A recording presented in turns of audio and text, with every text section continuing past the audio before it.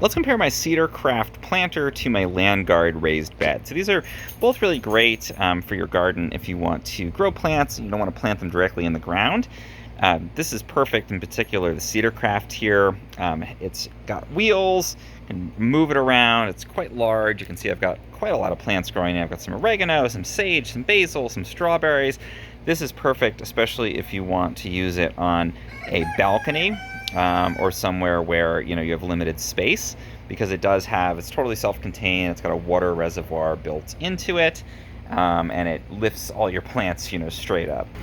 Now the Landguard raised bed is a little bit different. You can see it's metal, and it's been totally taken over by my plants. You can't even see the edges of it, but it's basically comes over to here under the tomatoes, and it's comes flat. You put it all together, and then you fill it with soil. It's about a foot tall, and it is open on the bottom though. So this is great if you want to grow in planting soil, but you still want to have the bottom open so you can have the roots grow into the soil below. Not going to work as well for a balcony because it's not fully raised off the ground, but it does give you that raised bed, more the traditional type of look.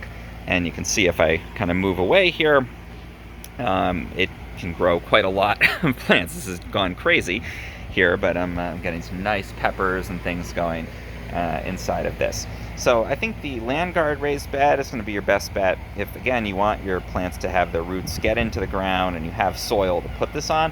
But obviously putting this on a balcony would be a challenge because the soil would leak out of the bottom there. And if you want something totally self-contained, a bit smaller, but it's totally raised off the ground, then I would go with the Cedarcraft.